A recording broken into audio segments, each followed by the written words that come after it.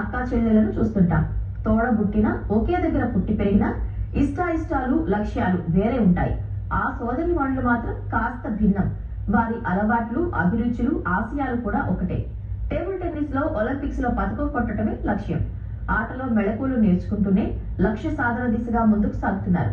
ఓవైపు చదువులో రాణిస్తూనే టెన్నిస్ లో రాకెట్లలా దూసుకెళ్తున్నారు. అంతేకాదు డాన్స్, మ్యూజిక్ లోనూ సత్తా చాటుతున్నారు.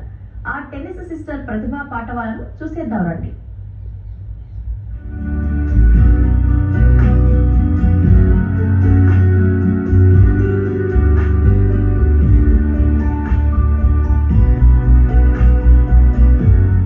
అటాక్ మోడ్ లో ఒకరు, డిఫెండింగ్ మోడ్ లో మరొకరు. నువ్వా నేనా అంటూ కోర్టులో పోటాపోటీగా తలపడుతున్న ఈ ఇద్దరు అక్కా చెల్లెళ్ళు అనంతపురానికి చెందిన శివప్రసాద్ సిద్ధు, రాధా దంపతుల ముద్దుల కుమార్తెలు. ప్రస్తుత పోటీ ప్రపంచంలో పిల్లలు బడుల్లో 4 గోడలకే పరిమితమై క్రీడలకు దూరం అవుతున్నారు. ఎంతసేపు ర్యాంకుల కోసమే చదువుతూ మరమనుషుల్లా మారిపోతున్నారు. తమ పిల్లలు మాత్రం అలా కాకూడదని, చదువుతో పాటు క్రీడలు, కల్చరల్ యాక్టివిటీస్ లోనూ ముందుండాలని భావించారు రాధా దంపతులు. ఇద్దరు ఆడపిల్లలే అయినా క్రీడల్లో ప్రోత్సహించి వారిని మెరికల్లా తీర్చిదిద్దుతున్నారు.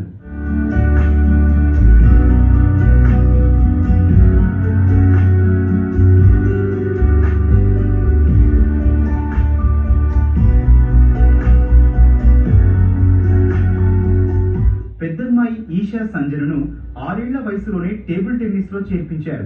అప్పటి నుంచి సామర్థ్యాన్ని మెరుగుపరుచుకుంటూ రాష్ట్ర స్థాయిలో 4 సార్లు ఛాంపియన్ గా నిలిచింది. టేబుల్ టెన్నిస్ లోనే కాదు, సంప్రదాయ నృత్యం, పియానోలోనూ అదరగొడుతోంది. National level table tennis player ని, క్లాసికల్ డాన్సర్ ని, ఎన్సీసీ క్యాడెట్ ని, అలాగే పియానో ఆర్టిస్ట్ ని కూడా. నేను 2nd క్లాస్ లో ఉన్నప్పుడు టేబుల్ టెన్నిస్ స్టార్ట్ చేశాను. 5th క్లాస్ నుంచి అచీవ్మెంట్స్ చేశాను. స్టేట్, డిస్ట్రిక్ట్, అలాగే నేషనల్ లెవెల్ కూడా.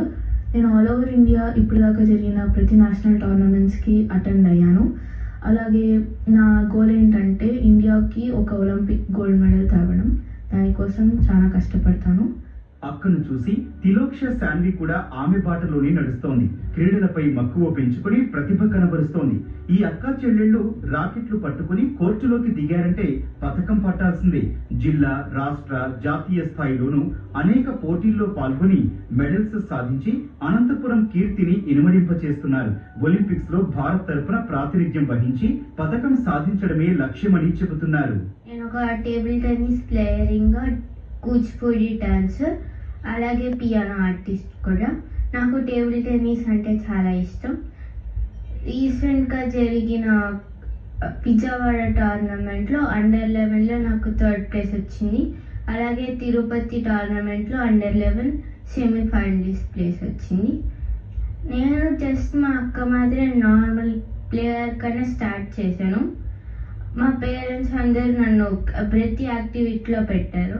ఏటా జరిగే టెన్నిస్ టోర్నీలో పిల్లలు తప్పనిసరిగా పాల్గొనేలా శివప్రసాద్ సిద్ధు, రాధ ప్రణాళిక చేశారు. కుమార్తెలను దగ్గరుండి పోటీలకు తీసుకెళ్తూ వారిని ప్రోత్సహిస్తున్నారు. పిల్లలను క్రీడల వైపు మళ్లిస్తే ఫోన్, టీవీ నుంచి దూరం పెట్టొచ్చని రాధ చెబుతున్నారు. పిల్లల శారీరక ఆరోగ్యంతో పాటు జ్ఞాపక శక్తి పెరుగుతుందన్నారు.